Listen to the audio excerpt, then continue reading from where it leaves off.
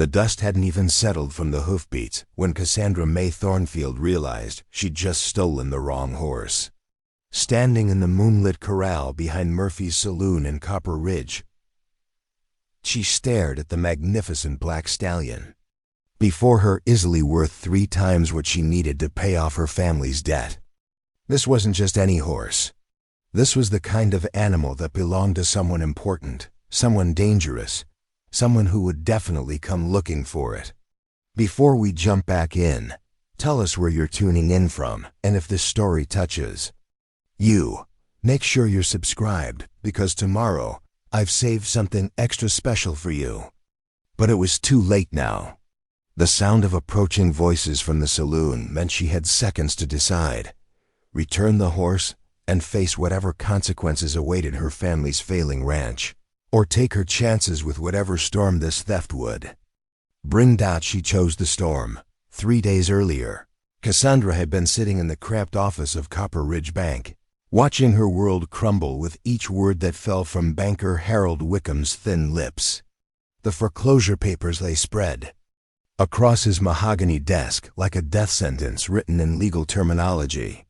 "Miss Thornfield, I understand your family's difficulties," Wickham said, his voice carrying the particular brand of false sympathy that wealthy men reserve for those about to lose everything. "But sentiment doesn't pay debts. Your father borrowed against the Broken Arrow Ranch 18 months ago, and frankly, we've been more than patient." Cassandra's jaw tightened. Patient, as if giving them an extra month to scrape together $1,200 more money than most people in Copper Ridge saw in 2 years constituted some grand act of charity. "Mr. Wickham, surely there's something we can arrange. The cattle market is picking up, and if you could just give us until the spring drive." Wickham interrupted, shuffling the papers with practiced indifference. "Miss Thornfield, your family has been waiting for the spring drive for 3 years running. Each time something goes wrong, drought, disease, rustlers, the bank cannot continue to operate on hope and weather predictions."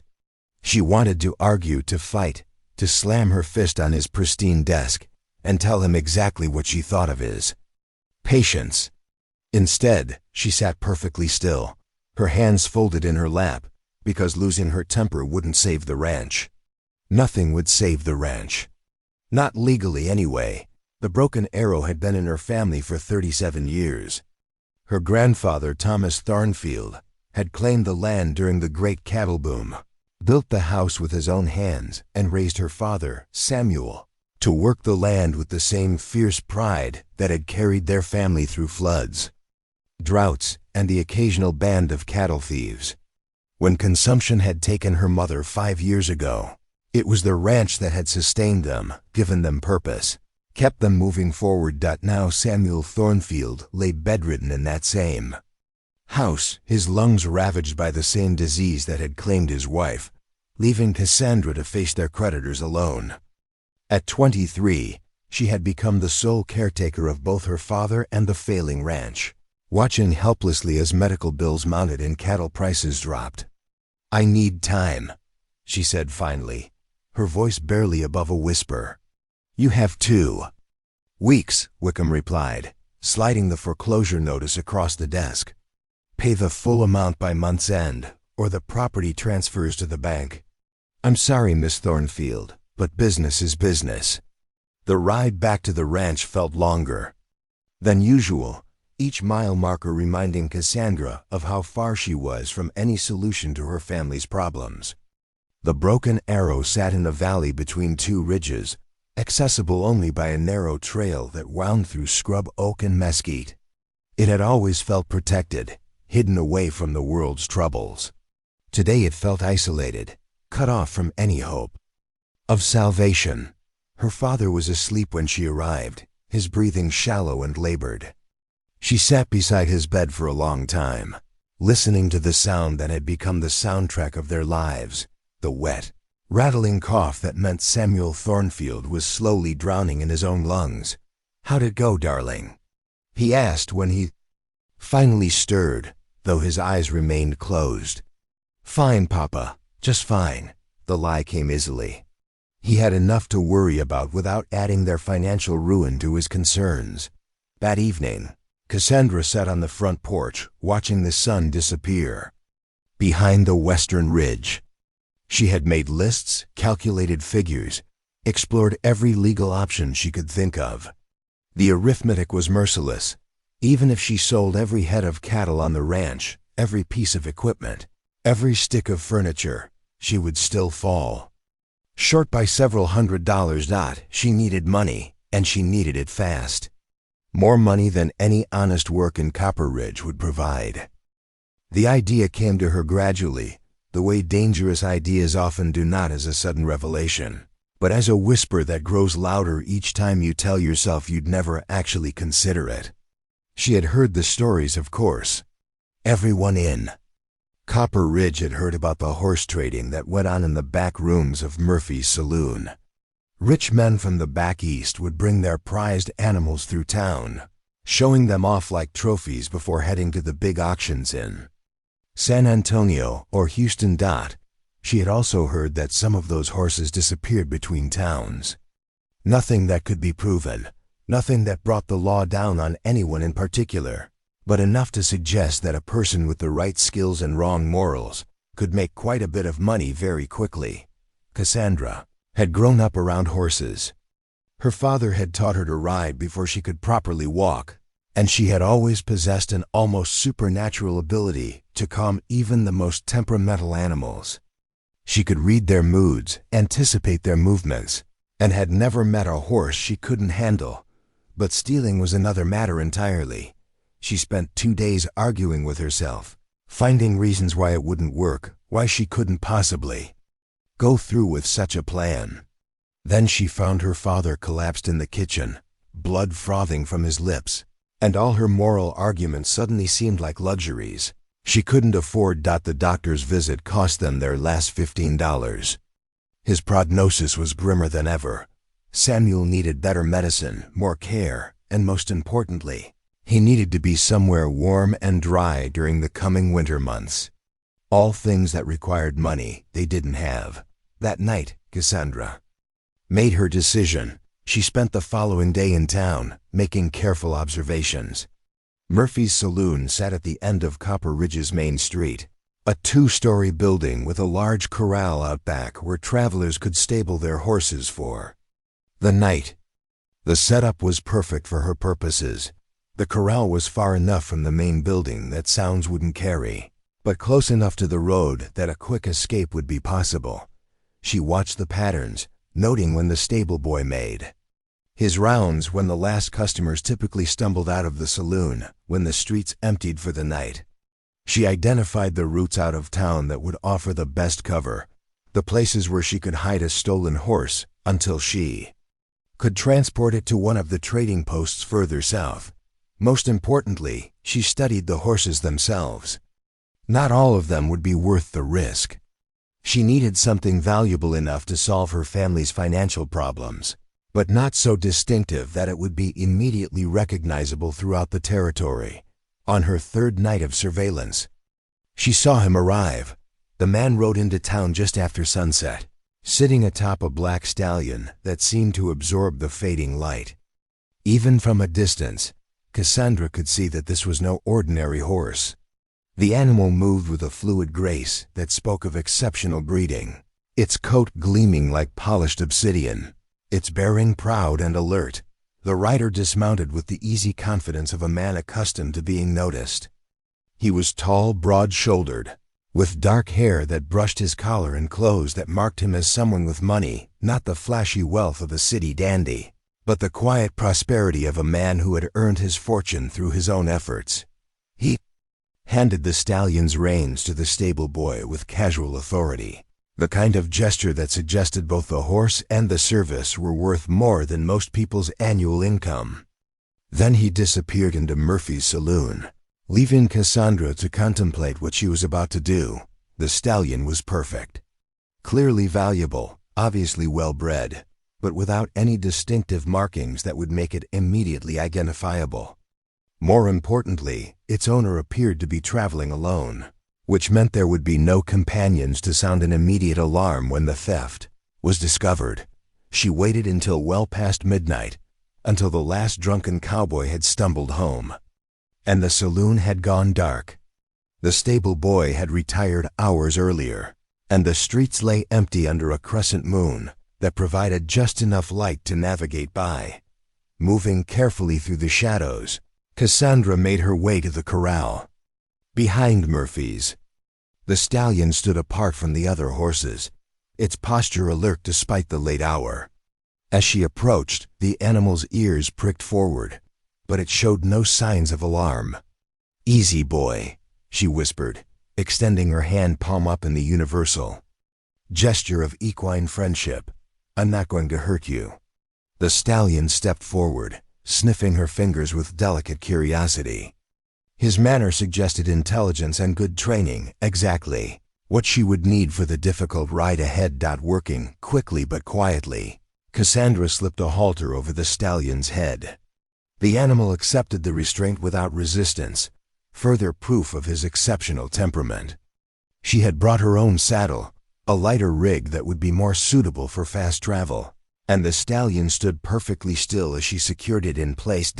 It wasn't until she was leading him toward the gate that she noticed the small brand on his left shoulder, not the crude mark of a working ranch, but an elegant design that looked almost like a coat of arms. This horse didn't just belong to someone wealthy. It belonged to someone important. Preparing and narrating this story took us a lot of time, so if you are enjoying it, subscribe to our channel. It means a lot to us. Now back to the story. For a moment, she hesitated. Taking a horse from a traveling merchant or cattle buyer was one thing. Stealing from someone with the resources and connections that Brand suggested was another matter entirely. But then she thought of her father, lying in that narrow bed, growing weaker each day. She thought of the ranch, the only home she had ever known, slipping away because of numbers on a banker's ledger. She thought of all the choices that had led her to this moment, and realized she had no choice at all. She opened the corral gate and led the stallion into the night. The first few miles passed without incident. The stallion moved eagerly beneath her, clearly accustomed to night riding and happy to stretch his legs after a day confined to the corral. His smooth gait ate up the distance, and Cassandra began to think that perhaps her desperate gamble might actually succeed. She had planned to head south toward the trading posts along the Rio Grande, where questions about a horse's previous ownership were rarely asked if the price was right.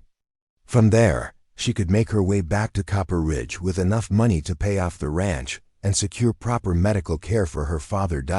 It was a good plan.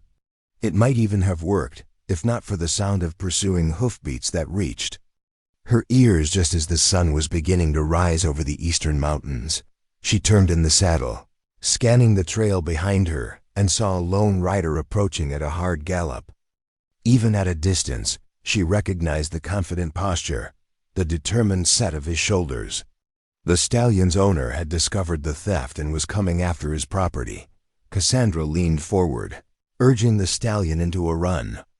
The animal responded immediately, his powerful stride carrying them across the rough terrain with surprising speed.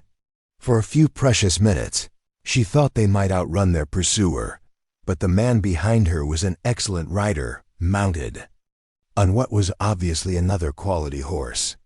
Gradually, inevitably, the gap between them began to close.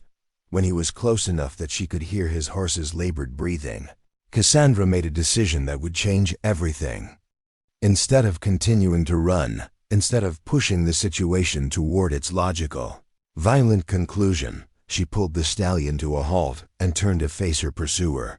The man who rode up to her was younger than she had expected, probably more than 30, with green eyes that seemed to take in everything at once.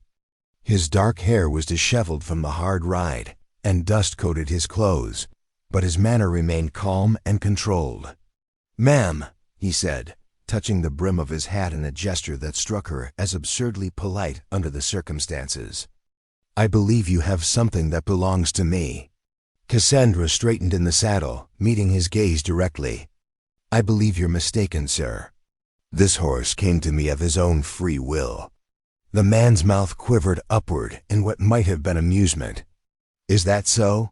And I suppose he also saddled himself and opened the corral gate." "Remarkable animal," she replied evenly, "very independent." For a long moment, they stared at each other across the 20 feet of dusty ground that separated them.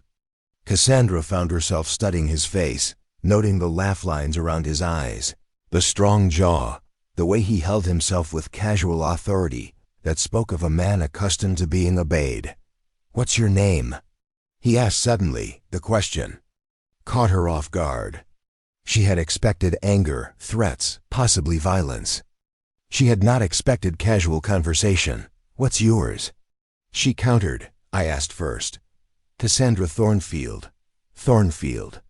He seemed to consider this. From the Broken Arrow Ranch? Her surprise must have shown on her face, because he smiled, a genuine expression that transformed his features completely.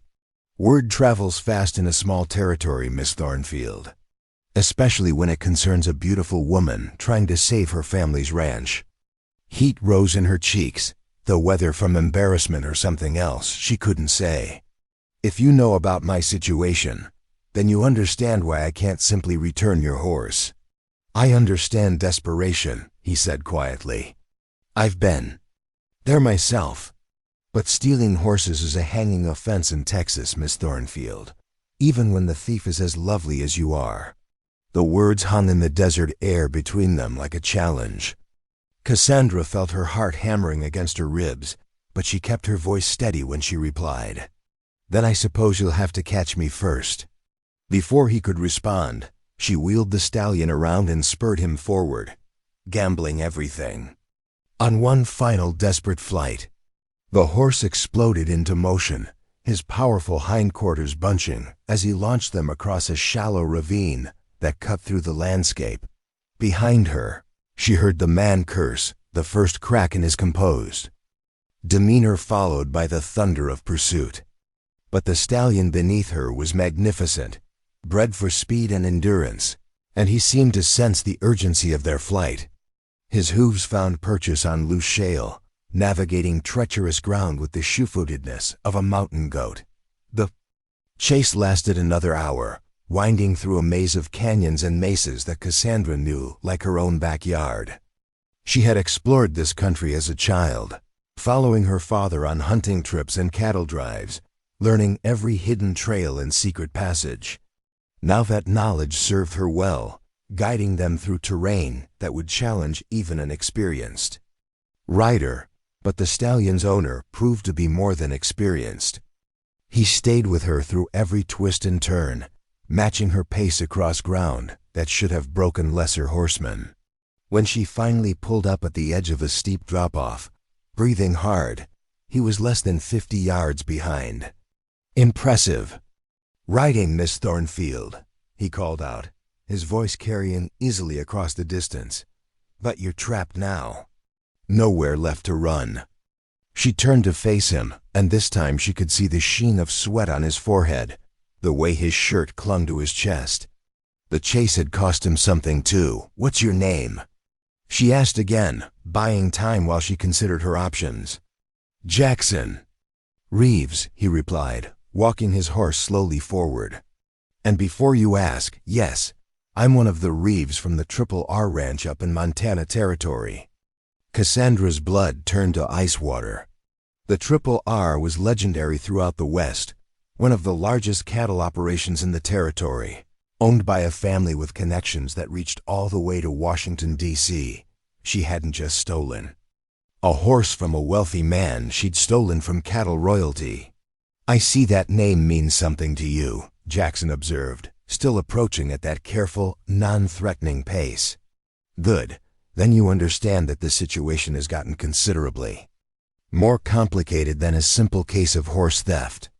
"Meaning?" "Meaning I could have the territorial marshal and half the cavalry from Fort Gibson out here within a week." "Meaning you've picked the wrong family to cross, Miss Thornfield." She lifted her chin defiantly. "Then why haven't you already?" Why chase me yourself instead of letting the law handle it? Jackson reined in his horse about 10 feet away, close enough that she could see the gold flecks in his green eyes. Because I'm curious about what kind of woman risks everything to save a failing ranch. Because I've heard stories about Samuel, Thornfield's daughter, and none of them suggested she was a horse thief.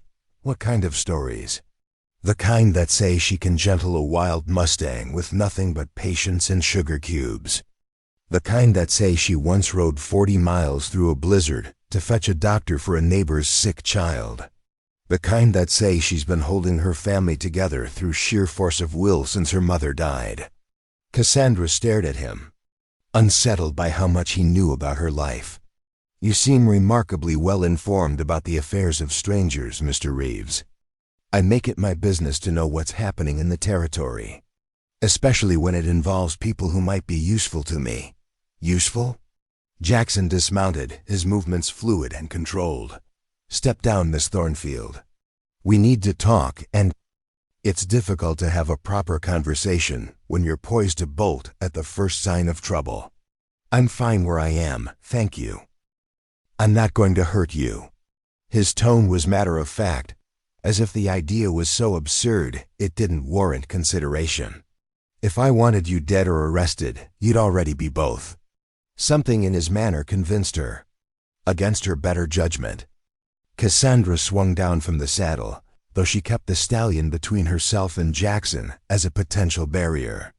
Smart, he observed approvingly. Always maintain an escape route. I can see why you've managed to keep the Broken Arrow running. As long as you have. You know about the ranch? I know Harold Wickham has been trying to foreclose on your family's property for the better part of 2 years. I know your father is dying of consumption and can't afford the medicine that might ease his suffering. I know you're about $1,200 away from losing everything you've ever cared about. The precision of his knowledge was unnerving. How do you know all of this? Jackson pulled a leather flask from his saddlebag and offered it to her. When she shook her head, he took a drink himself before answering. Because I've been watching the Broken Arrow for months, Miss Thornfield. Waiting for the right moment to make you an offer. What kind of offer?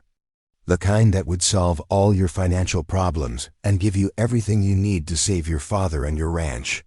Cassandra felt a chill that had nothing to do with the morning air. In exchange for what? Marriage?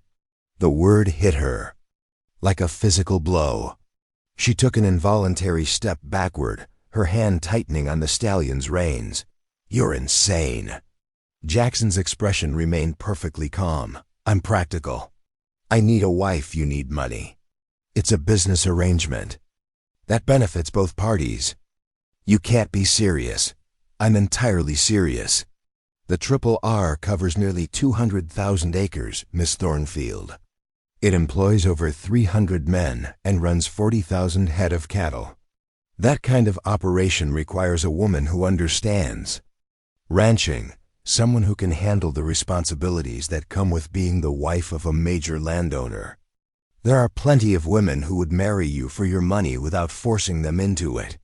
But none of them can do what you can do. Jackson moved closer, his voice taking on an intensity that hadn't been there before. None of them grew up working cattle, understanding the land, knowing how to manage men who spend their lives in the saddle. None of them have proven they can hold a ranch together when everything else falls apart.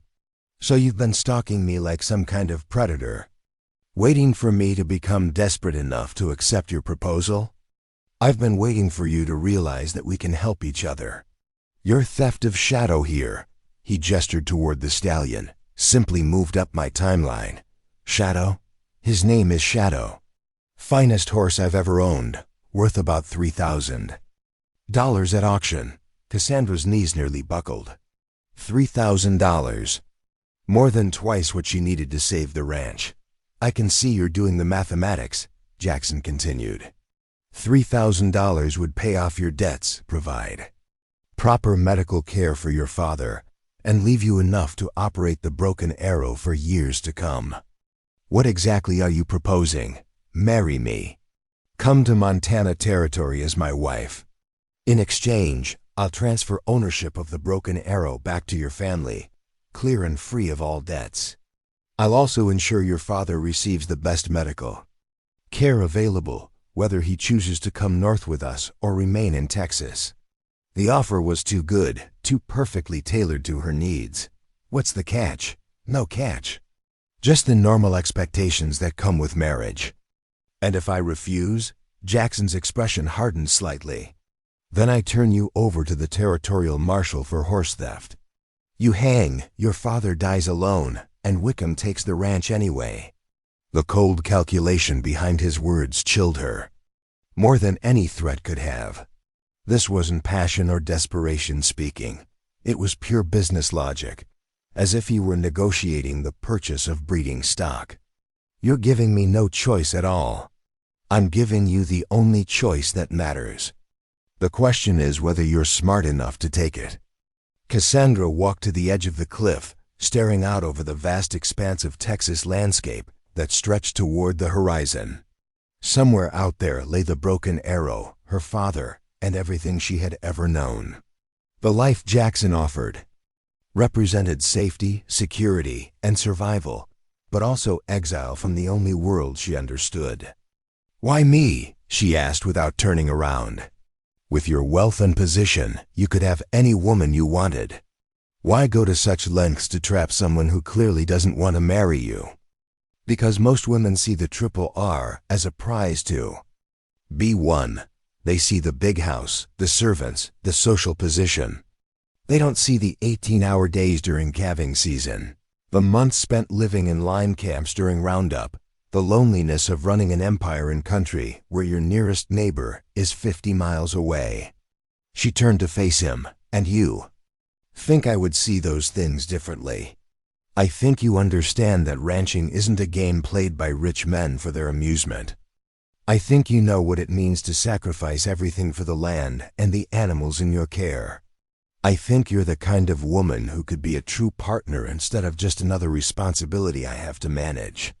You don't know anything about me. I know you just risked your life to steal a horse to save your family. I know you've been working like a man for years to keep the Broken Arrow running while caring for a dying father. I know you have the respect of every cowhand who's ever worked for you, which is more than most ranch wives can say." Despite herself, Cassandra found his words touching something deep inside her chest. The loneliness he described wasn't foreign. To her, it had been her constant companion since her mother's death. "How long do I have to decide? We need to be back in Copper Ridge by sunset. If you're going to accept my proposal, we'll need time to make the arrangements before word of the horse theft spreads too far. And if I accept, when would this marriage take place?" "Tonight. Judge Morrison owes me several favors, and he's discreet about performing ceremonies on short notice. Tonight?" The speed of it all made her head spin. "That's impossible. I need time to... Time is what we don't have, Miss Thornfield. Every hour we delay increases the risk that someone will connect you to Shadow's disappearance. Once that happens, my offer becomes worthless. I can't marry a woman who's about to be arrested for felony theft." The brutal practicality of his logic was inescapable. He had orchestrated this entire situation to leave her with exactly one viable option: marriage to a man she had known for less than 4 hours. "What guarantees do I have that you'll honor your end of the agreement?" Jackson reached into his vest pocket and withdrew a folded document. "Transfer of deed for the Broken Arrow Ranch, signed and witnessed, with instructions to record it immediately. Upon our marriage. The original debt has already been purchased from Wickham's bank and marked as satisfied." Cassandra stared at the paper in his hand. "You've already bought our debt?" 3 days ago. I told you, Miss Thornfield, I've been planning this for months." The revelation hit her like a slap. "You manipulated all of this. You could have simply paid off the ranch and offered to help us without forcing me into marriage." "I could have. But then you would have felt obligated to me without being bound to me. This way, we both get what we need, and the terms are clear from the beginning. You're talking about marriage like it's a business contract." In our case, that's exactly what it is. I need a wife who can handle the demands of the Triple R. You need someone with the resources to save your family. Neither of us is marrying for love, so we might as well be honest about what we are getting into. His bluntness should have been offensive, but Cassandra found it oddly refreshing. At least he wasn't pretending to be motivated by romantic feelings. He clearly didn't possess. What about personal arrangements? She asked, heat rising in her cheeks. Jackson's expression softened slightly. I won't force myself on you, if that's what you're asking. When and if anything intimate happens between us will be entirely your choice. And if I choose never, then I suppose we'll have a very long, very celibate marriage. His tone was light, but she caught something in his eyes that suggested the prospect wasn't entirely appealing to him. You would accept that? Miss Thornfield, I'm offering to give you everything you need to save your family in exchange for your name and your presence. At the Triple R, what happens in our bedroom is between us to work out over time. She studied his face, looking for signs of deception or hidden agenda. What she saw was a man who seemed genuinely committed to honoring whatever agreement they reached. If I agree to this insane proposal, what happens to my father? He comes north with us if his health permits. If not, I'll hire the best doctors in Texas to care for him and ensure the Broken Arrow has whatever he needs to be comfortable. And I would have your word on that? You would have it in writing, signed and witnessed, just like the deed transfer. The sun was climbing higher now, and Cassandra knew they would have to start back soon if they were going to reach Copper Ridge. By evening, the weight of the decision pressed down on her like a physical force. I need a moment to think. Jackson nodded and withdrew to a respectful distance. Settling himself on a rock outcropping with his back, turned to give her privacy. The gesture struck her as surprisingly considerate given the circumstances. She closed her eyes and tried to imagine the alternatives. If she refused his offer, she would almost certainly hang for horse theft. Even if she somehow escaped that fate, the ranch would still be lost. Her father would still be dying without proper medical care, and she would have gained nothing from her desperate gamble. If she accepted, she would be bound to a man she barely knew, exiled to a territory hundreds of miles from everything familiar. But her father would be saved, the ranch would remain in her family, and she would have security, even if it came at the cost of her freedom. When she opened her eyes, Jackson was watching her with an expression that might have been sympathy. What's it going to be, Miss Thornfield? She took a deep breath and spoke the words that would change her life forever. I accept your proposal, Mr. Reeves, but I have conditions of my own. Jackson's eyebrows rose slightly at her words, but his expression remained carefully neutral. I'm listening. Cassandra straightened her shoulders, drawing on every ounce of confidence she possessed. If she was going to enter into this bizarre arrangement, she would do it on terms that protected what remained of her dignity and autonomy. First, I want it understood that this marriage is a partnership, not ownership. I won't be treated like property you've acquired along with my compliance. Agreed. What else? I want the right to return to Texas twice a year to visit my father and oversee the Broken Arrow. The ranch may be saved, but it still needs proper management. Jackson considered this for a moment. Once a year, he countered. The Triple R demands too much attention during peak seasons to spare you for extended absences. Twice a year, or the deal is off. My father's health is uncertain, and I won't be trapped in Montana while he's dying hundreds of miles away. Fine, twice a year, but no more than 2 weeks per visit. Anything longer disrupts ranch operations. Third, I want my own money. Not an allowance you control, but actual income that I earn and manage myself. This time Jackson's pause was longer. What kind of income? I know horses, Mr. Reeves. I can train them, breed them, break them to saddle. Want to establish my own horse operation within the Triple R, something that's mine regardless of what happens between us personally. That's actually not a terrible idea. The Triple R could use someone with your skills overseeing our remuda. What percentage of profits were you thinking? 60%. Jackson laughed outright. You have impressive negotiating instincts. Miss Thornfield, but 40% is the highest I'll go. 55. 45, and I provide all the startup costs, facilities, and breeding stock. Cassandra extended her hand. Deal. They shook on it, and she was surprised by the warmth and strength of his grip. For a moment, their eyes met and held, and she caught a glimpse of something that might have been respect in his gaze. Any other conditions? He asked, just one. If this arrangement becomes unbearable for either of us, I want the option to dissolve it after 3 years. Clean separation, no recriminations, and I keep whatever I've built with the horse operation. Jackson's expression grew thoughtful. That's a significant request. Marriage is typically considered a permanent arrangement. Not when it's entered under duress. I'm agreeing to your proposal because I have no choice, but I won't be trapped in it forever if we prove incompatible. And what happens to the ranch deed if we separate? The broken arrow remains with my family regardless. That was your original offer. Very well. 3 years with the option to renegotiate if both parties are willing. Relief flooded through her.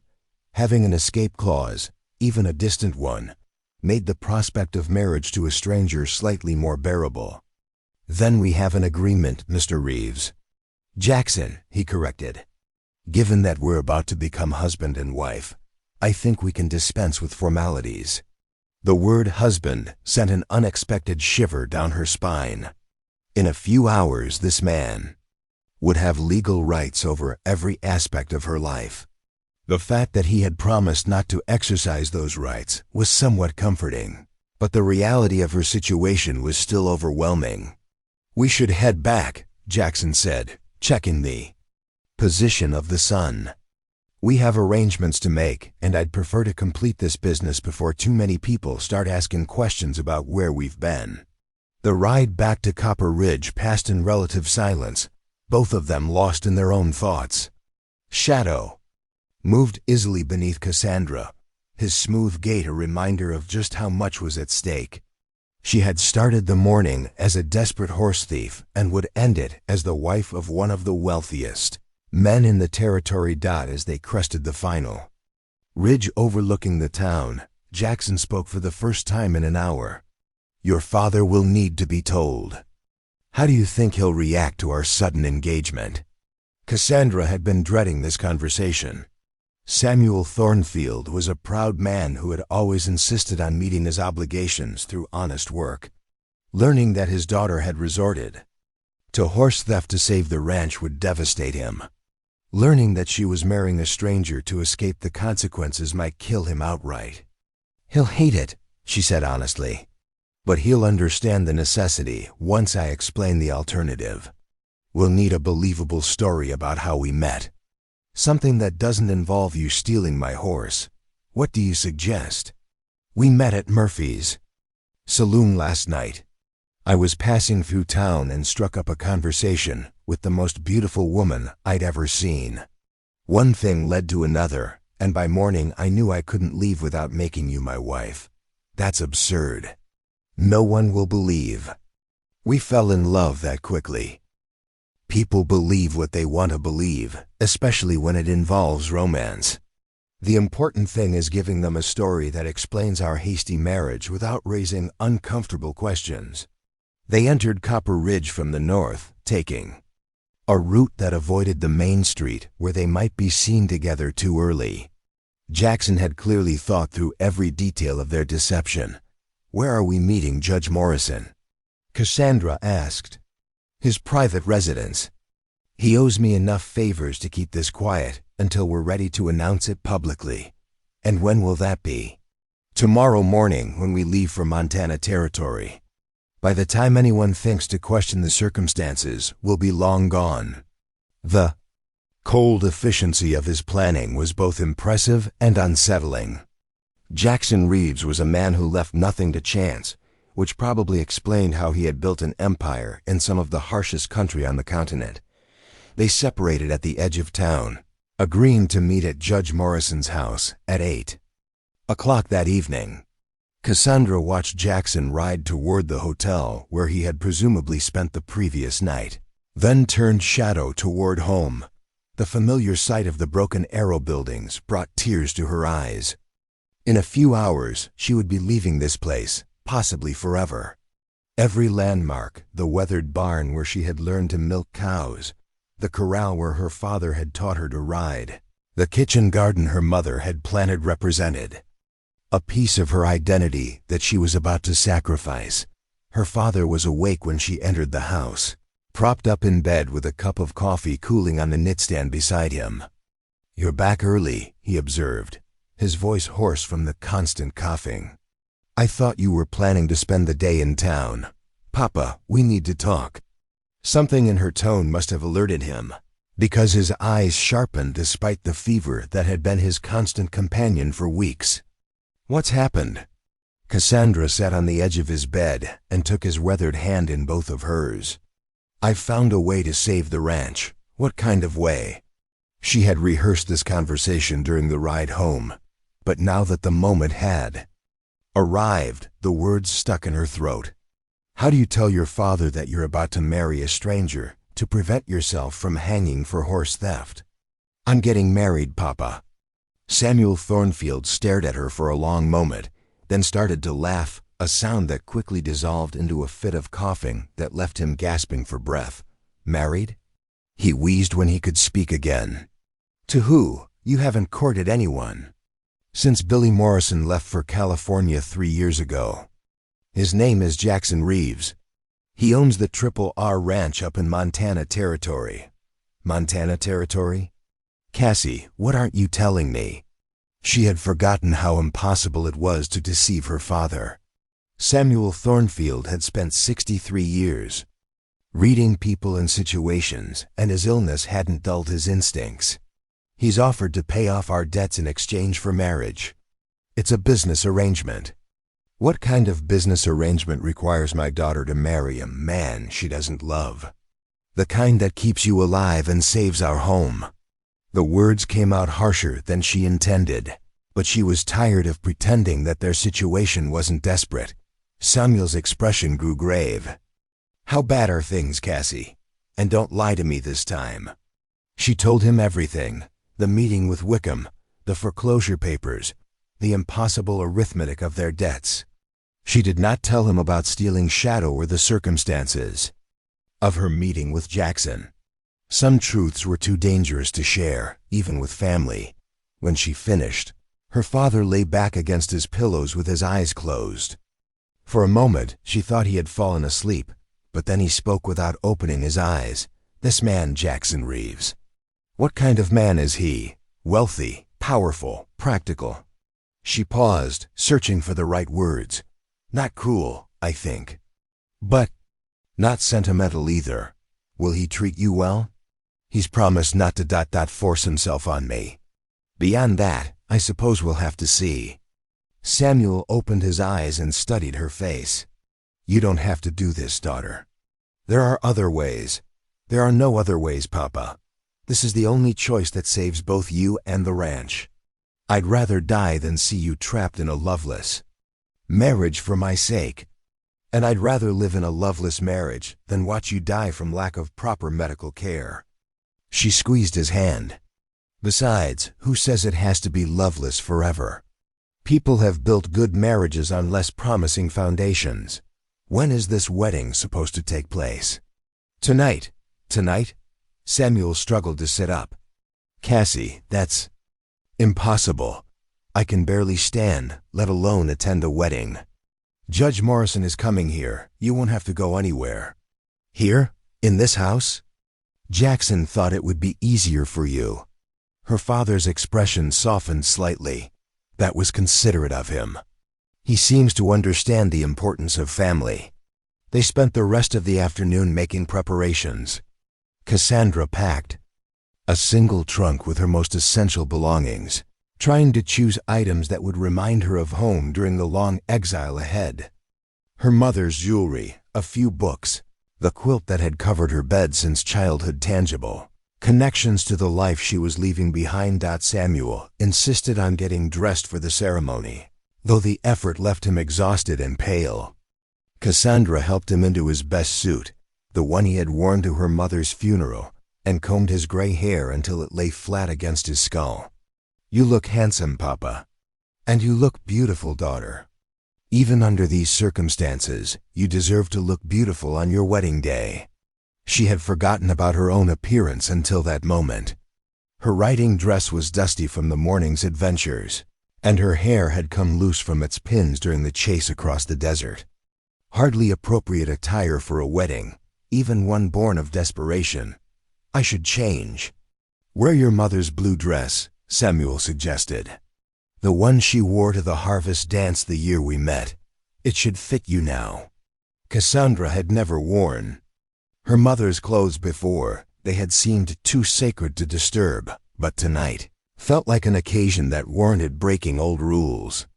The dress was beautiful, made of deep blue silk that brought out the color of her eyes and fit her as if it had been tailored specifically for her body. Looking at herself in the mirror, she could see her mother's face reflected back at her.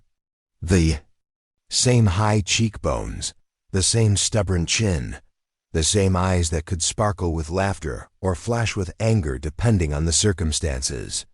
"She would be proud of you," Samuel said from the doorway, "making this sacrifice to save your family. She would think I was being foolish, marrying a man I barely know. Maybe, but she would also understand that sometimes love isn't enough. Sometimes survival matters more." Judge Morrison arrived precisely at 8 o'clock, accompanied by Jackson and two men Cassandra didn't recognize. Jackson had changed into formal evening wear that emphasized his broad shoulders and lean waist, and she felt an unexpected flutter of attraction when he removed his hat and smiled at her. "Miss Thornfield, you look lovely. Thank you." The judge was a small, nervous man who seemed eager to complete the ceremony and leave. The two strangers were introduced as witnesses employees of Jackson's, who would sign the necessary documents and then disappear back into anonymity. "Before we begin," Jackson said, producing several folded papers from his coat, "I believe we have some business to conclude." He handed the first document to Samuel.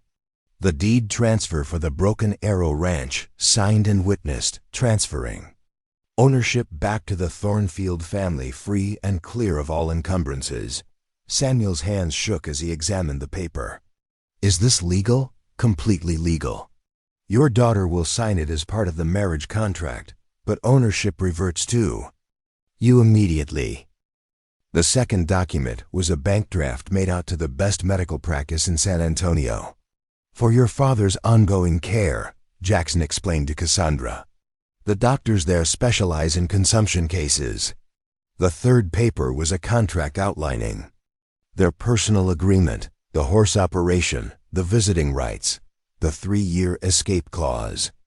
Everything they had negotiated earlier, rendered in precise legal language. "Is this acceptable?" Jackson asked. Cassandra read through the contract carefully, noting that every detail had been captured exactly as they had discussed. "It's acceptable, then. Let's proceed with the ceremony." Judge Morrison opened his book and began the traditional words, but Cassandra barely heard them. She was thinking about the strange turns that had brought her to this moment, the desperate theft that had seemed like her only option, the encounter with a man who turned out to offer everything she needed, the bargain that would save her family, at the cost of her freedom. When the judge asked if she took Jackson Reeves to be her lawfully wedded husband, she heard herself say, "I do," with a steadiness that surprised her. When Jackson was asked the same question, his response was firm and clear. "I do. You may kiss the bride." Jackson stepped closer, his hand settling gently on her shoulders. For a moment, their eyes met, and she saw something in his gaze that hadn't been there before. A warmth that suggested this moment meant more to him than just the conclusion of a business transaction. His lips touched hers softly, briefly, a gesture more tender than passionate. But even that simple contact sent heat racing through her veins, reminding her that whatever else this marriage might be, she was now bound to a man who was undeniably attractive. When they separated, Jackson smiled, the first completely genuine expression she had seen from him. "Hello, Mrs. Reeves." The name sounded strange on her ears, but not unpleasant. "Hello, husband." The morning came too soon, and not soon enough. Cassandra had spent her wedding night in her childhood bedroom, staring at the ceiling and trying to process the magnitude of what she had done. Somewhere across town, Jackson was presumably sleeping peacefully in his hotel room, confident that his carefully orchestrated plan had succeeded perfectly. She rose before dawn and made coffee, a ritual that had anchored her mornings for years. But today the familiar routine felt hollow, like performing a play for an audience that had already left the theater. In a few hours, she would walk away from the kitchen where her mother had taught her to cook, the parlor where her father had read to her by lamplight, the bedroom where she had dreamed of a future that bore no resemblance to the reality she now faced. Her father found her standing on the front porch, watching the sun rise over the eastern ridge. "Second thoughts?" he asked, settling into the rocking chair beside her despite the morning chill. "Several hundred of them. It's not too late to change your mind, Cassie. A marriage that hasn't been consummated can be annulled." Heat crept up her neck at his delicate phrasing. "Papa, we can't afford." "I said it's not too late. I didn't say there wouldn't be consequences." She turned to study his face, noting the stubborn set of his jaw that she had inherited. "What are you suggesting?" "I'm suggesting that your happiness matters more than this ranch, more than my life, if it comes to that." "Don't say such things." "I'm old, Cassie, and I'm dying." "But you're young, and you have a chance at a real life if you don't throw it away on a business arrangement disguised as marriage. Jackson isn't a bad man, Papa. Calculating, yes.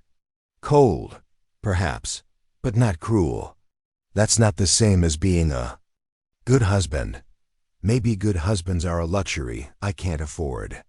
Samuel reached over and took her hand. "Your mother would have boxed my ears if she'd heard me say what I'm about to say. But here it is. A woman has needs, daughter. Not just financial security, but companionship, affection, passion. Don't settle for a man who can't give you those things. And what if those things aren't available to me? What if the choice is between a practical marriage and no marriage at all? Then you choose no marriage and build a life on your own terms. With what money? What prospects? You're brilliant with horses, Cassie. People would pay good money for your training skills, and you know it. You could make a living anywhere in the territory if you were willing to start small and work your way up." The idea was tempting, more tempting than she wanted to admit. But it was also impossibly naive. "Papa, women don't just strike out on their own and become horse trainers. Society doesn't work that way. Society is changing. Maybe it's time someone like you helped push it along."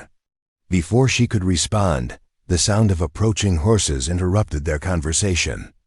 Jackson appeared around the bend in the trail, leading a pack train of 6 animals loaded with supplies. Behind him rode 2 men she recognized from the wedding ceremony. "Your husband appears to be a man who believes in traveling in style, Samuel," observed. Jackson dismounted near the porch steps and removed his hat in a gesture of respect toward her father. "Mr. Thornfield, I trust you slept well as a man can when his daughter has just married a stranger." "Papa," Cassandra warned, but Jackson held up a hand. "Your concern is understandable, sir. If I had a daughter, I'd want answers too." "Then perhaps you can provide some. Starting with why a man of your position finds it necessary to conduct such urgent business with a young woman who was completely unknown to him a week ago." Jackson's expression remained neutral, but Cassandra caught a flicker of something that might have been amusement in his eyes. "The Triple R requires a woman who understands ranching. Mr. Thornfield, your daughter's reputation for managing difficult horses and men preceded her throughout the territory. That doesn't explain the haste. Cattle season waits for no man's convenience. The longer I delay my return to Montana Territory, the more complicated things become for the 300 people who depend on the Triple R for their livelihoods. It was a smooth answer that skirted the truth without actually lying exactly what Cassandra had come to expect from Jackson's carefully controlled responses. "Will you take good care of her?" Samuel asked bluntly. "I will. That's not a promise I'll take lightly, Mr. Reeves." "Nor should you, sir." The two men studied each other for a long moment, and Cassandra sensed some kind of understanding pass between them. Her father might not approve of the circumstances, but he appeared to believe Jackson's pledge. "I suppose we should load your things," Jackson said to Cassandra. "We have a long ride ahead of us." She had already moved her trunk to the porch, along with her saddle and the few personal items she couldn't bear to leave behind. Jackson's men loaded everything onto the pack animals with quiet efficiency, treating her possessions with more care than she had expected. The hardest part was saying goodbye to her father. Samuel had insisted on standing for their farewell, though the effort clearly cost him. His embrace was fiercer than it had been in months, and she could feel the tremor in his arms that had nothing to do with his illness. "Write to me," he whispered against her hair. "Let me know you're safe." "I will, and you take care of yourself. Use that money Jackson provided to get proper medical attention. I'll see the doctors in San Antonio next week. And Cassie." "Yes?" "If this doesn't work out, if he turns out to be the kind of man who doesn't honor his promises, you come home. Do you understand me? Whatever else happens, you always have a place here." She nodded, not trusting her voice to remain steady. If she tried to speak, Jackson helped her mount Shadow, a gesture that didn't escape her notice. Her new husband was apparently willing to trust her with the horse she had stolen, which suggested either remarkable confidence or calculated psychology. The ride away from the Broken Arrow was agony. Every mile that passed between her and home felt like a small death, a piece of her identity being stripped away and left behind. She found herself memorizing details, the particular shade of red in the sandstone cliffs, the way the morning light caught the leaves of the cottonwoods along the creek, the familiar weight of Texas dust in the air. They stopped for lunch beside a stream about 20 miles north of Copper Ridge. Jackson's men, who had introduced themselves as Pete and Miguel, busied themselves with the horses while Jackson and Cassandra sat in the shade of a large oak tree. "Regrets?" he asked, offering her a piece of bread from their supplies. "Several. You? Not yet." "That's hardly reassuring." "I'm not in the business of providing false comfort, Cassandra. This arrangement will be exactly what we make of it, nothing more, nothing less." She studied his profile as he gazed out over the landscape. In daylight, without the urgency of their first encounter, she could see that Jackson Reeves was actually quite handsome in a rough-hewn way. His features were strong without being harsh, and there was an intelligence in his green eyes that suggested depth she hadn't yet explored. "Tell me about the Triple R," she said. "What would you like to know?" "Everything. If I'm going to spend the next 3 years there, I should probably understand what I'm getting into." Jackson seemed to consider how much detail to provide. "The ranch covers most of a valley in the Judith Basin, about 50 miles northeast of Helena. Good water, excellent grass, protected from the worst winter storms by the surrounding mountains." "How many cattle?" 40,000 head, give or take a few thousand depending on the season. We run mostly Herefords, though I've been experimenting with some Angus crosses. "And horses?" "About 800 head in the remuda, plus maybe 50 saddle horses for the working crew. The breeding program needs work. That's where you'll come in." "What kind of work?" "Most of our stock is functional, but unremarkable. Good cow ponies, reliable mounts, nothing special. I'd like to develop something with more style, more speed. Horses that could compete in the eastern markets if necessary." The prospect was intriguing despite her circumstances. Working with quality, breeding stock, developing new bloodlines, creating something beautiful and valuable from careful selection and training. It was exactly the kind of challenge that had always appealed to her. What's your current stallion situation? 3 decent sires, but nothing exceptional. I was hoping you might have suggestions for upgrading the program. I'd need to see what you're working with before making recommendations. But generally speaking, you want to start with one exceptional stallion rather than several mediocre ones, like Shadow? She glanced at the black stallion, who was cropping grass nearby with casual elegance. Shadow would make an excellent foundation sire. His conformation is nearly perfect, and his temperament suggests intelligence and trainability. He's yours. The words hit her like a physical blow. What? Shadow, he's yours. Consider him a wedding gift. Jackson, I can't accept. You're not accepting anything. You're taking ownership of the foundation stallion for your horse operation. It's a business decision. But the way he said it, the slight smile that played around the corners of his mouth, suggested it was something more personal than mere business calculation. Why? She asked. Because you stole him fair and square. Seemed wrong to take him back after you'd gone to so much trouble to acquire him. Despite everything, Cassandra found herself laughing. You have a very strange sense of humor, Jackson. Reeves, so I've been told. They rode hard for the next week, covering ground at a pace that left little energy for conversation, but gave Cassandra plenty of time to think. The landscape changed gradually as they traveled north, the arid plains of Texas giving way to rolling hills covered in tall grass and scattered stands of trees. Jackson proved to be an excellent traveling companion, competent, considerate, and refreshingly free of the small talk that might have made their situation more awkward. He seemed to understand that she needed time to adjust to her new circumstances without pressure to play the role of loving wife. The nights were more challenging. They made camp separately, with Jackson and his men sleeping on one side of their fire and Cassandra on the other. The arrangement was practical and respectful, but it also served as a constant reminder of the strange limbo their relationship occupied, married but not intimate, bound together but fundamentally separate. On the 7th night, they camped beside a creek in what Jackson told her was already Montana territory. The realization that she had left Texas behind hit her with unexpected force, and she found herself fighting back tears as she spread her bedroll on the hard ground. The first time is always the hardest, Jackson said quietly. He was sitting on a fallen log nearby, cleaning his rifle with methodical precision. The first time for what? Leaving home. Leaving everything you know behind and starting over in a place where nothing is familiar. You sound like you speak from experience. The Triple R wasn't my first ranch. I started in Kansas, then Colorado, before finally settling in Montana. Territory. Each move taught me something about myself I hadn't known before.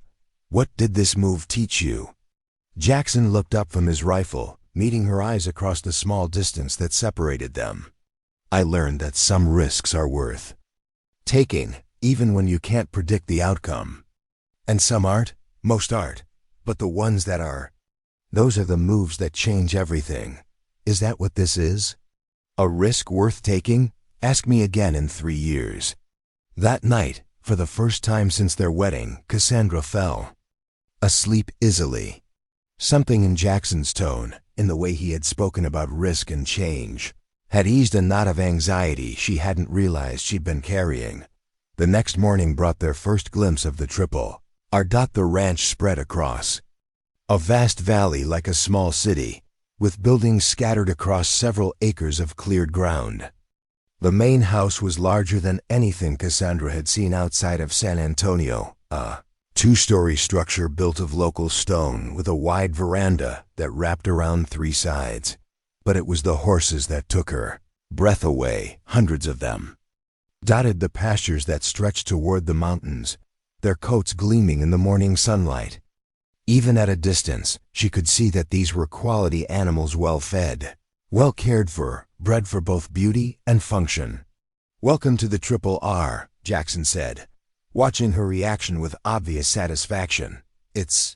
She searched for adequate words. "It's magnificent. It's home." As they rode down the hill toward the ranch buildings, Cassandra felt something shift inside her chest.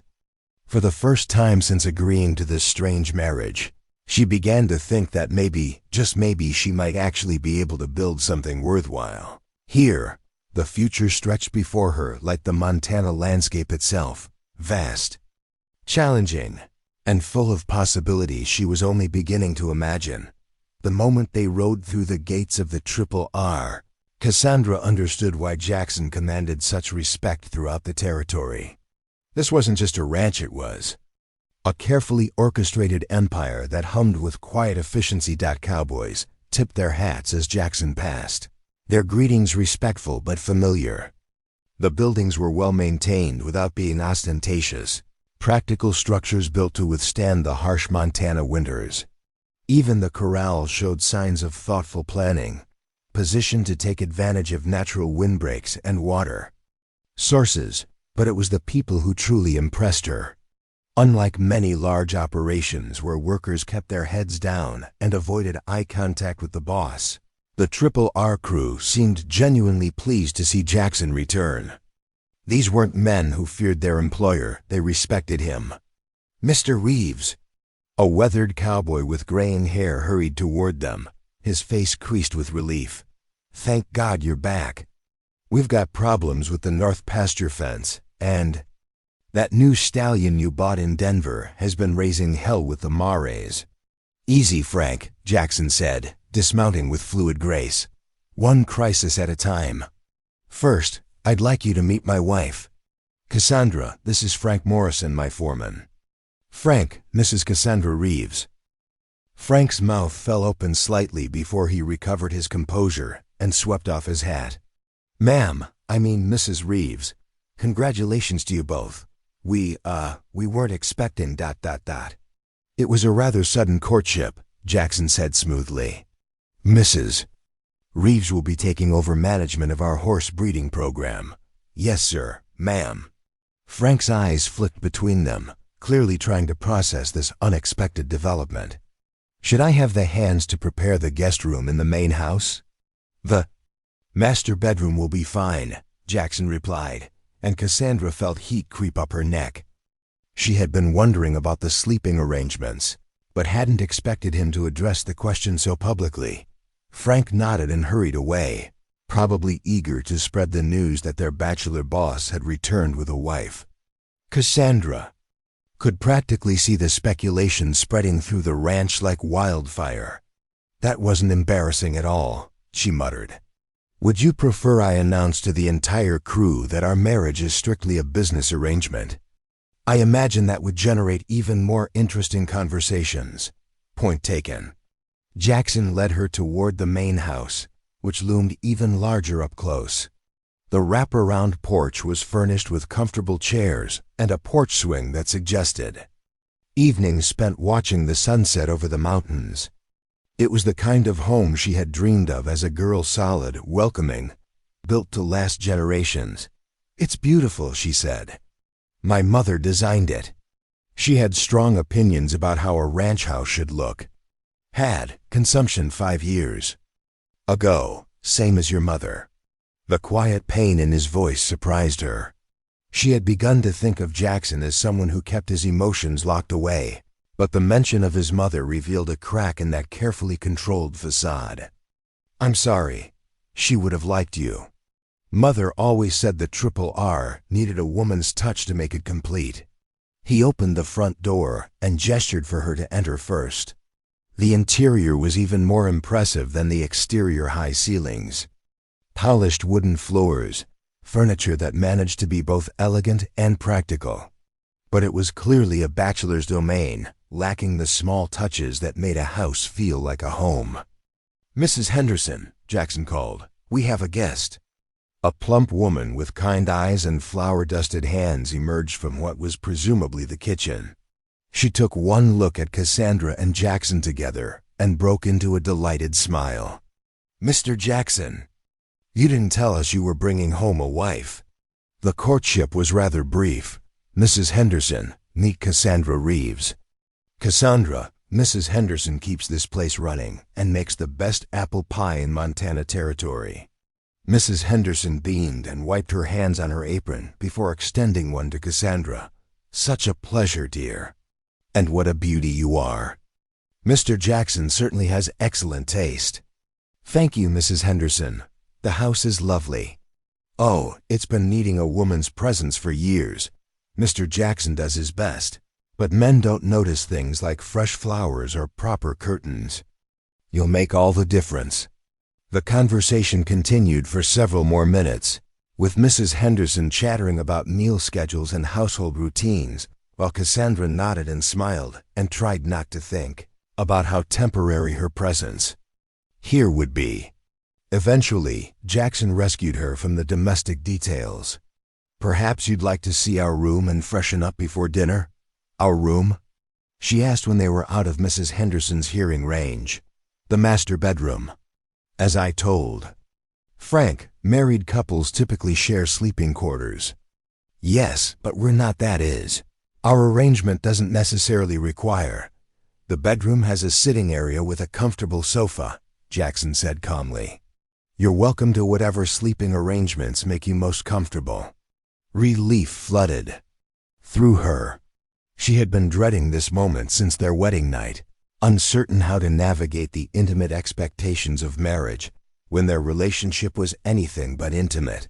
The master bedroom was impressive, a large space with windows overlooking the mountains and furnishings that spoke of quality without ostentation. True to Jackson's word, there was a sitting area near the windows with a sofa that looked comfortable enough for sleeping. "I'll take the sofa," she said. "Absolutely not. You'll take the bed. I've slept in far worse places than on a comfortable sofa." "Jackson, I can't." "You can and you will. This is your home now, Cassandra. You're not a guest here." The firmness in his voice surprised her, as did the unexpected warmth in his eyes.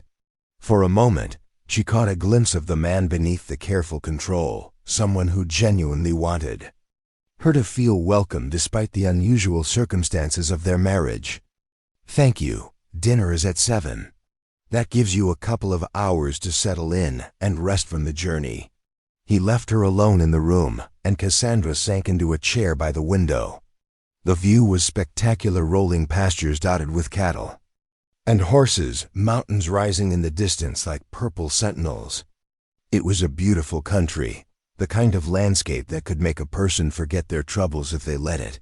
A soft knock interrupted her thoughts. Mrs. Henderson peeked around the door with an armload of fresh linens. "I thought you might like clean sheets, dear. And I've drawn a bath for you in the washroom next door. You must be exhausted from all that traveling." The prospect of a hot bath was irresistible after days on the trail. The washroom was another revelation, a real bathtub with hot running water, something she hadn't seen since visiting San Antonio as a child. Mrs. Henderson had even provided lavender-scented soap and thick towels. Sinking into the hot water, Cassandra allowed herself to truly relax for the first time in weeks. The warmth eased muscles she hadn't realized were tense, and the luxury of unlimited hot water felt decadent after years of quick washes in Cold Creek water. When she finally emerged, she felt almost human again. She had packed her mother's blue dress carefully, and she put it on now, wanting to look her best for her first dinner as mistress of the Triple R. Jackson was waiting in the parlor when she came downstairs, and the expression on his face when he saw her made her breath catch. For just a moment, his careful control slipped, and she saw something that looked almost like hunger in his green eyes. "You look beautiful," he said quietly. "Thank you." The dining room was set for two, with candles and what appeared to be the ranch's finest china. Mrs. Henderson had outdone herself with the meal roast beef, fresh vegetables, and that promised apple pie for dessert.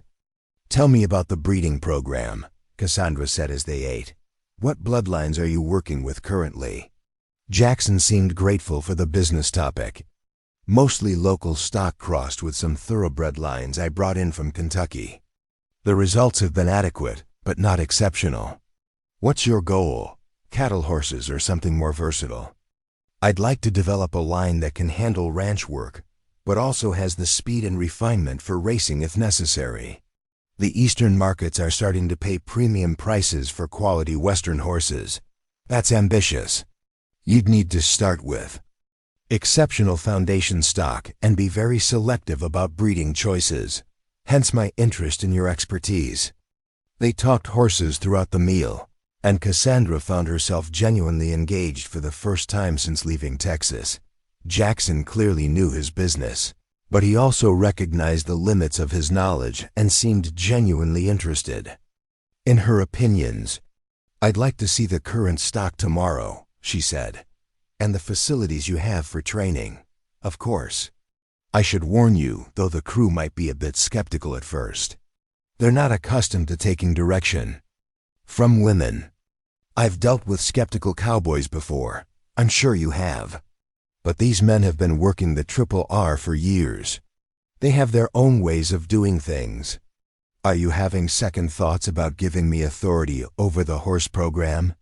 "Not at all. I'm just suggesting that a diplomatic approach might be more effective than a direct challenge to their methods." The advice was sound, even if it rankled her pride slightly. She had learned to assert herself forcefully at the Broken Arrow because her father's illness had left her no choice. But the Triple R was different, a larger operation with established hierarchies and procedures. "I'll try to be diplomatic," she promised. "I have complete confidence in your abilities." After dinner, they sat on the front porch watching the sunset paint the mountains in shades of gold and purple. The evening air was crisp and clean, carrying the scent of grass and horses and something indefinably wild that spoke of vast open spaces. "It's beautiful here," Cassandra said. "I hoped you'd think so." "How long have you owned the Triple R?" 8 years. I bought it from a man who'd overextended himself trying to compete with the big cattle companies. Got it for a fraction of what it was worth, and built it into what it is now. With a lot of help. Frank Morrison was already here when I arrived. He taught me more about running cattle than I'd learned in 10 years of trying to figure it out on my own. "What made you choose ranching?" Jackson was quiet for so long that she thought he wasn't going to answer. When he finally spoke, his voice was thoughtful. "My father was a banker in St. Louis, very successful, very respectable. He had my whole life planned out: college back east, a position in his bank, marriage to a suitable girl from a good family." That doesn't sound terrible. It wasn't terrible. It just wasn't me. I used to dream about wide open spaces and mountains and work. That meant something beyond profit margins and interest rates. "So you left." I left. Broke my father's heart, disappointed my mother, scandalized half of St. Louis society. But I've never regretted it. Do you miss them, your family? Sometimes. But this is my life now. The Triple R, the people who work here, the land itself, it's all become more real to me than anything I left behind. Cassandra understood that feeling. The Broken Arrow had been more than just a ranch to her. It had been identity, purpose, connection to something larger than herself. Losing it would have been like losing a piece of her soul. "What about you?" Jackson asked. "Any regrets about leaving Texas?" "Too many to count, but also not as many as I expected. The Triple R grows on people. It's not just the ranch, it's..." She searched for the right words. "It's the possibility of building something new. Something that's mine."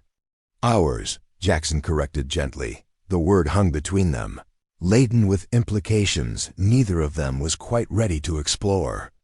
Their marriage might be a business arrangement, but they were bound together now, for better or worse. "I should probably turn in," Cassandra said. "Tomorrow sounds like it's going to be a busy day. Good night, Cassandra. Good night, Jackson." She left him sitting on the porch, a solitary figure silhouetted against the vast Montana sky. Despite everything, the circumstances of their meeting, the practical nature of their marriage, the uncertainty of their future, she found herself hoping that whatever they built together would be worthy of the magnificent country that surrounded.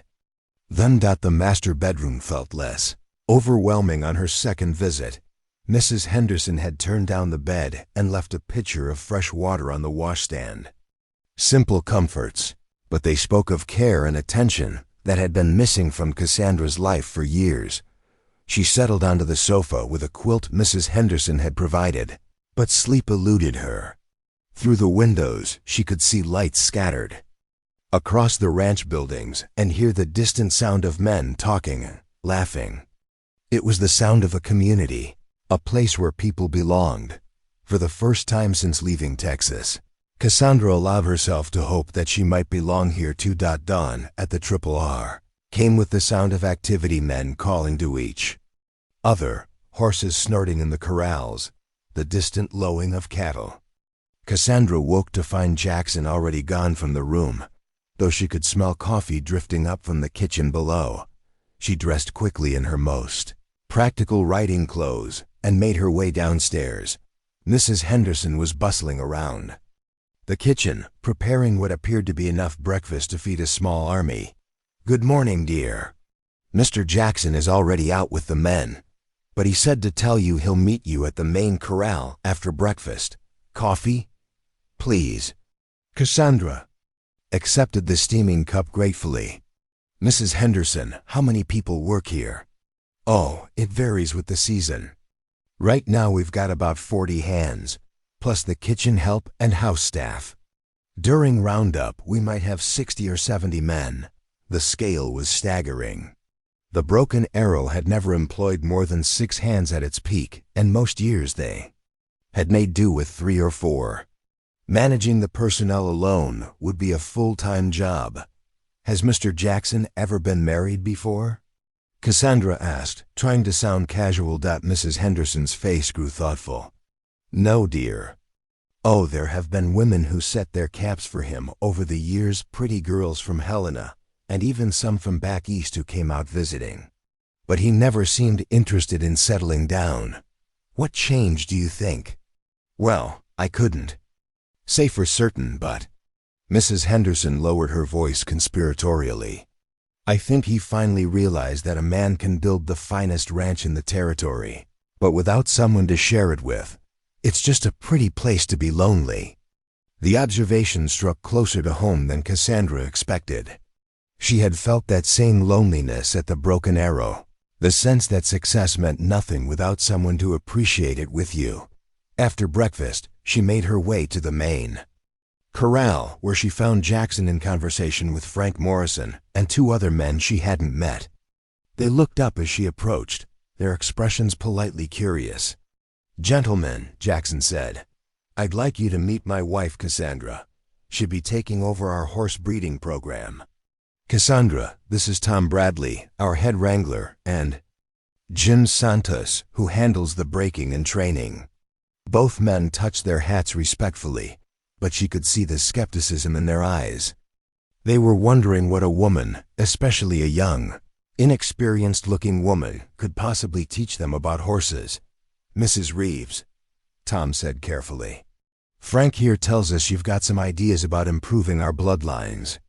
"I'd like to see what you're working with first," Cassandra replied. "Every breeding program has to start with an honest assessment of existing stock." "Well, we've got about 50 head in the breeding herd," Jim said. 3 stallions, 47 mares. Most of them are good, solid animals." "I'm sure they are. Could we take a look at them?" The next 2 hours were a revelation. The Triple R's horse herd was indeed solid, well-fed, healthy animals with good basic conformation. But Jackson had been right about their lack of distinction. These were workmanlike horses, bred for function rather than excellence. Cassandra moved through the herd with growing excitement, her trained eye cataloging strengths and weaknesses. She could see the potential for improvement, the foundation for something truly exceptional. "Your mares have good bone structure," she told the assembled men. "Strong backs, good feet, sensible heads. But you need to be more selective about which ones you're breeding. How do you mean? Frank asked. This Mare here. She pointed to a bay with a slightly Roman nose. She's a good worker, but look at her head.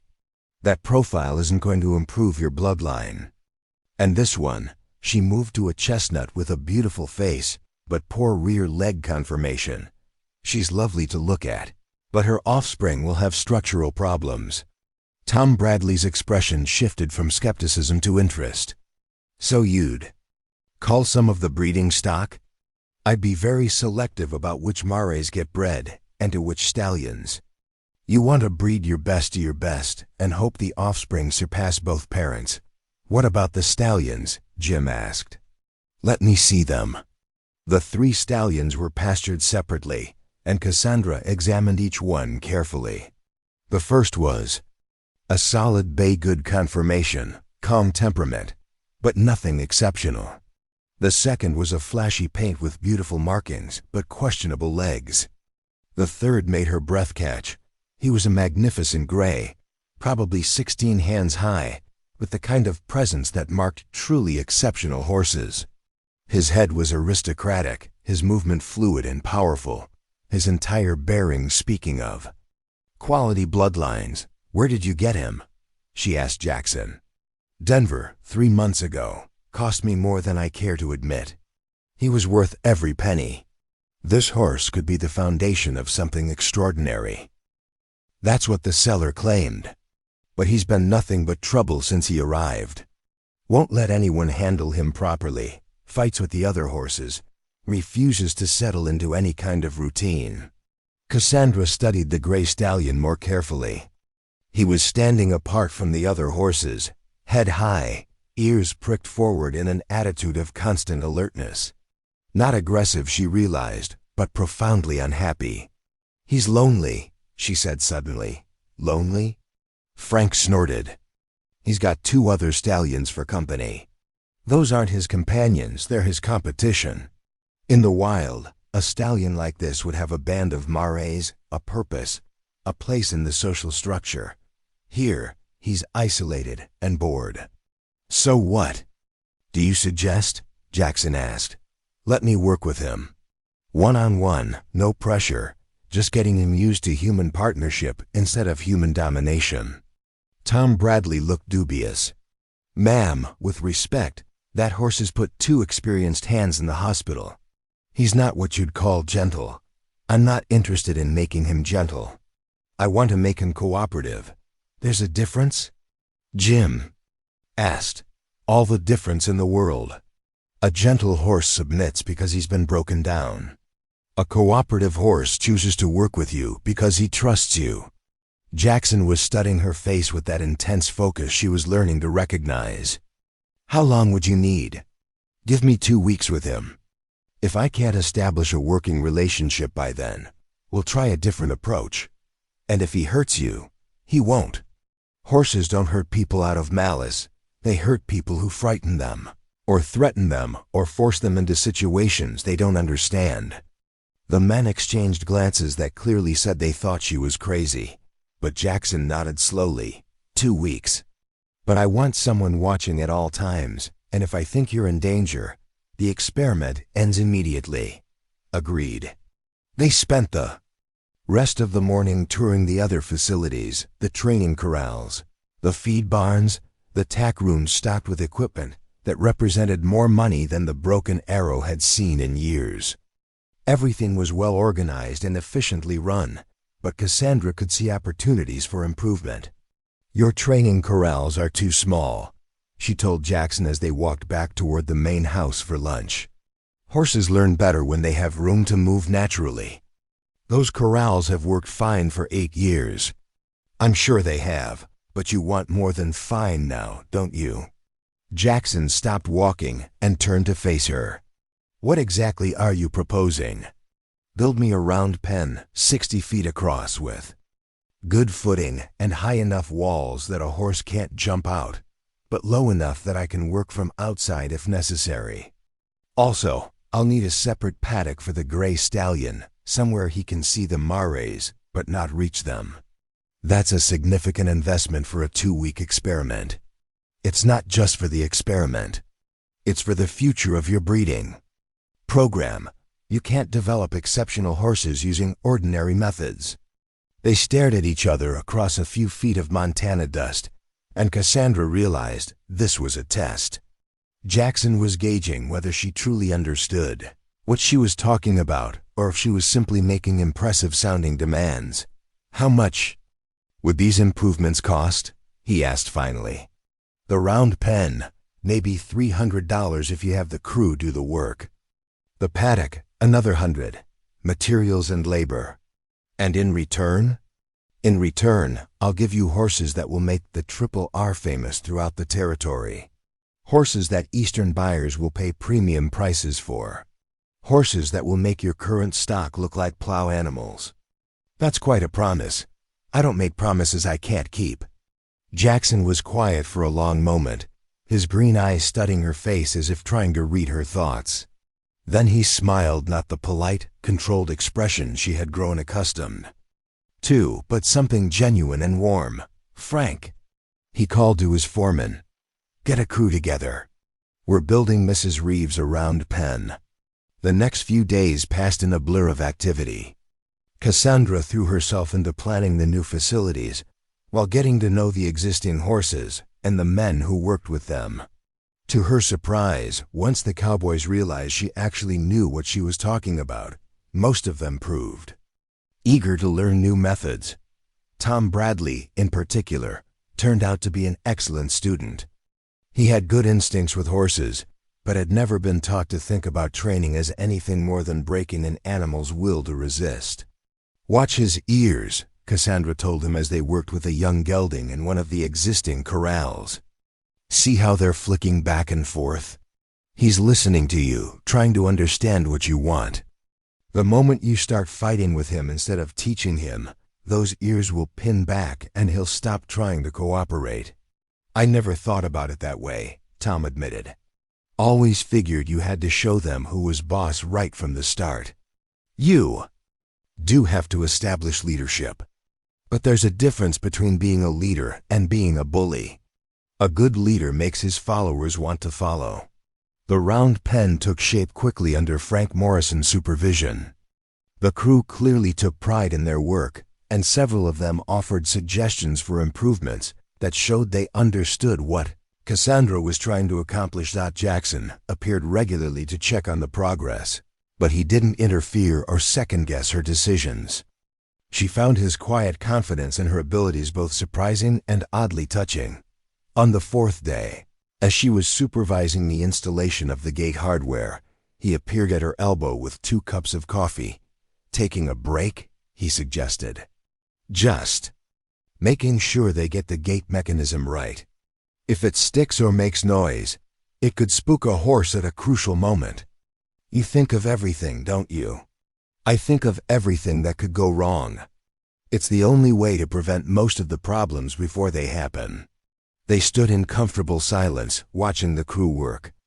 The mountains rose around them like purple sentinels, and the morning air carried the scent of grass and horses, and something indefinably wild. Cassandra, Jackson said suddenly, I owe you an apology. For what? For the way this all started. For manipulating the situation to force you into marriage. For taking advantage of your desperation. She turned to study his profile, noting the tension in his jaw that suggested this admission wasn't easy for him. You saved my family, she said finally. Whatever your motives, you kept my father alive and preserved the ranch. I can't regret that. But you can regret being trapped here with me. I'm not trapped. I have options, we both agreed to that. And I'm beginning to think this arrangement might work out better than either of us expected. Jackson turned to meet her eyes, and she saw something vulnerable in his expression that he usually kept hidden. What makes you say that? We work well together. We want similar things. And we're both practical enough to build something meaningful without needing romantic illusions to sustain it. Is that what you want? A marriage without romance? The question caught her off guard. A week ago, She would have said yes without hesitation. Practical partnership seemed infinitely preferable to the emotional risks of love. But now, looking into Jackson's green eyes, she found her certainty wavering. "I don't know," she admitted. "What do you want?" "I want whatever will make you happy here. Whatever will make this feel like home instead of exile." The sincerity in his voice made her chest tighten with an emotion she wasn't ready to examine too closely. "It already feels less like exile," she said softly. "Good. That single quotes s. Good." The next morning, the round pen was ready. Cassandra stood at the center of the 60-foot circle, testing the footing and checking the sight lines. It was perfect and closed enough to contain a horse safely, but open enough that the animal wouldn't feel trapped. "Ready for your first student?" Jackson asked from the gate. She turned to see him leading the gray stallion, who was dancing at the end of a long lead rope, clearly excited by the change in routine. "More ready than I've ever been for anything in my life." Jackson released the stallion into the round pen and stepped back. The magnificent gray immediately began moving around the perimeter, testing the boundaries, taking the measure of this new environment. Cassandra stood perfectly still, in the center, letting the horse examine her and the space without pressure. After several minutes, the stallion slowed to a walk, then stopped and turned to face her. "Hello, beautiful," she said softly. "Ready to learn something new?" The gray stallion moved like liquid silver in the morning light, his powerful muscles rippling beneath a coat that seemed to capture and reflect every ray of sunshine. Cassandra had been working with him for 10 days now, and the transformation was nothing short of miraculous. Where once he had been nervous and aggressive, he now showed the quiet confidence of a horse who understood his place in the world. He responded to her voice commands, moved away from pressure and toward invitation, and demonstrated the kind of partnership that most trainers spent years trying to achieve. "I'll be damned," Tom Bradley murmured from his position at the fence. 3 weeks ago, that horse was a menace. Now look at him.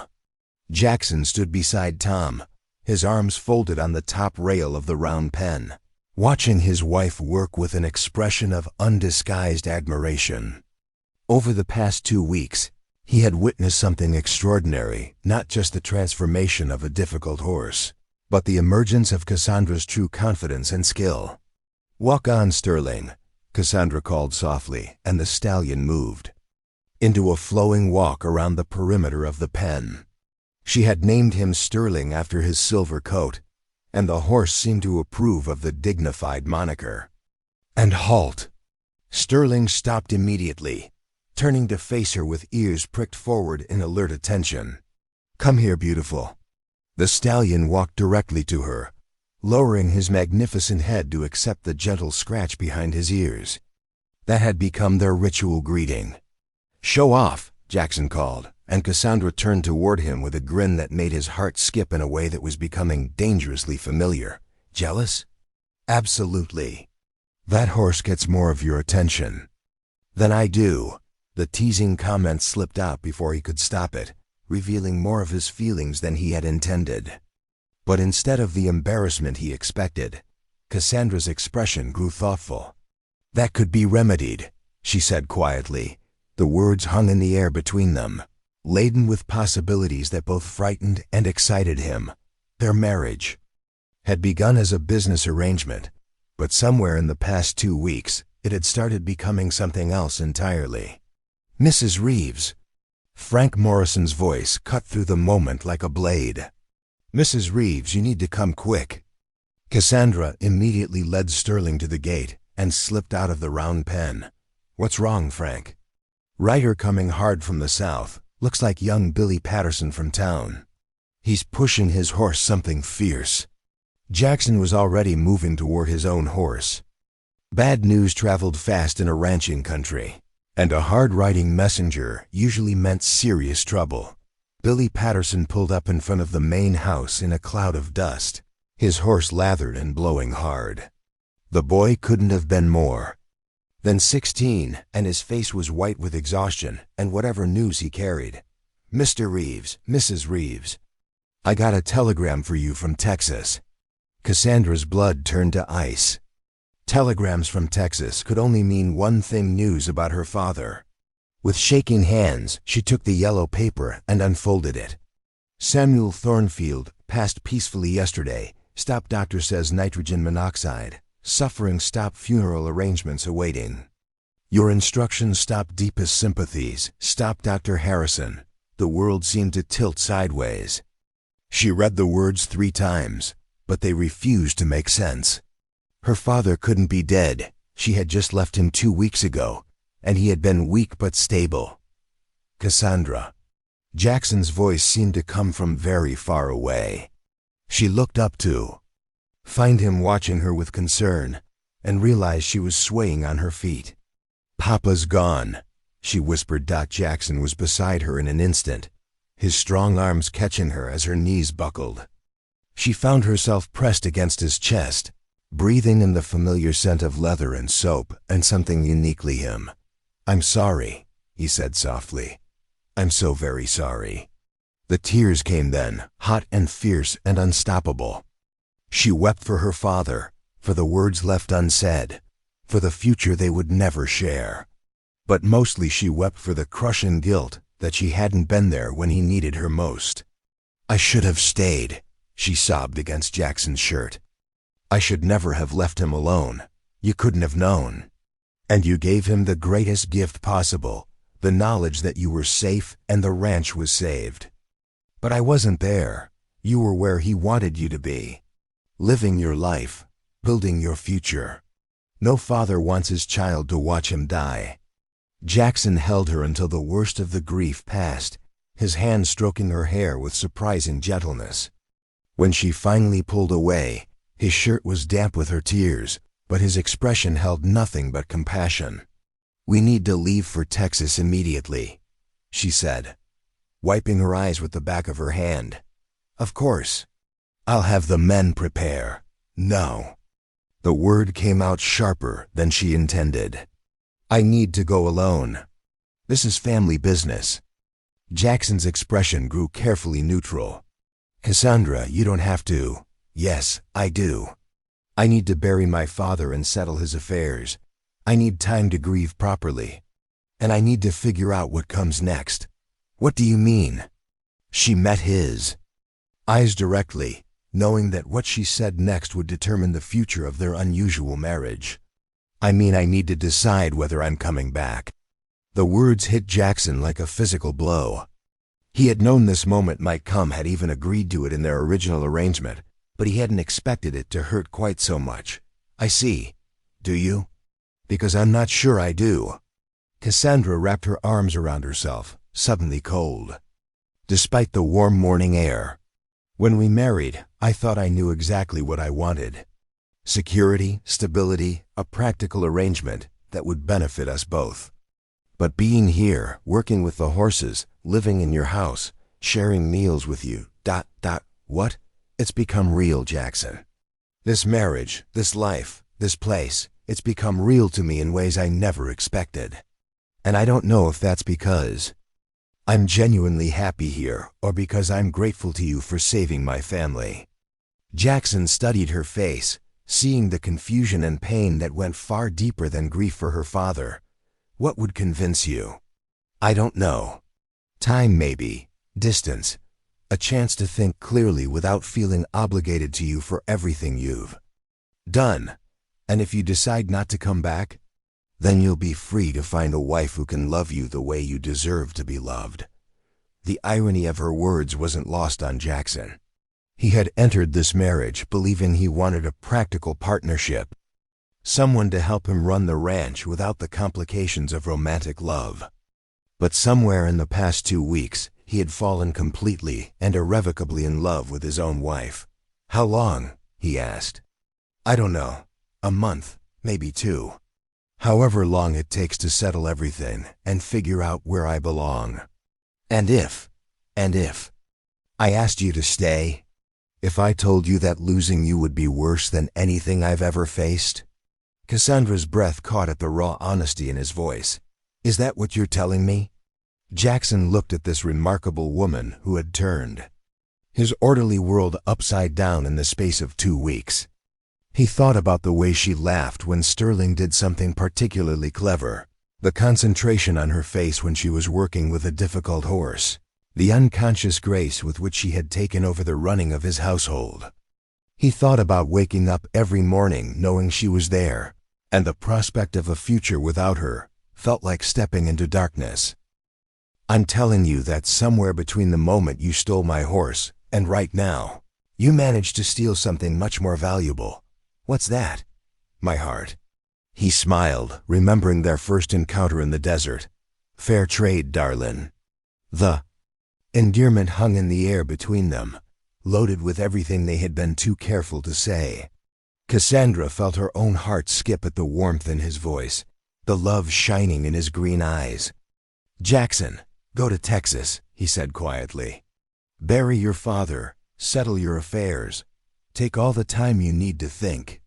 But know this, whether you come back or not, you'll always have a place here. Not because of our arrangement, not because of obligations or gratitude, but because this is your home now, because you're my wife, my partner, my love. And if I don't come back, then I'll spend the rest of my life grateful for the 2 weeks when I had everything I ever wanted. 3 months later, Jackson stood in the same spot where he had first seen the RRR, watching a lone rider approach from the south. His heart hammered against his ribs as the figure drew closer, resolving into the familiar silhouette he had dreamed about every night since she left. Cassandra pulled Shadow to a halt in front of him, and for a moment they simply looked at each other across the space that had once seemed like an insurmountable distance. Hello, husband, she said softly. Hello, wife. Welcome home. She dismounted and walked into his arms as if she had never left, and when he kissed her this time, there was nothing careful or hesitant about it. It was the kiss of a man claiming his woman, and a woman claiming her place in the world. I love you, she whispered against his lips. I love you too, more than I thought possible. Fair trade? Jackson laughed, spinning her around until she was breathless and giddy. Fair trade, Darlin. The fairest trade I ever made. Behind them, Sterling whinnied from his pasture, as if offering his approval of the reunion. And in the distance, the mountains of Montana Territory rose toward a sky that promised endless possibilities for a love that had begun with theft and grown into something more precious than gold. Up next, you've got 2 more standout stories right on your screen. If this one hits the mark, you won't want to pass these up. Just click and check them out. And don't forget to subscribe and turn on the notification bell so you don't miss any upload from us.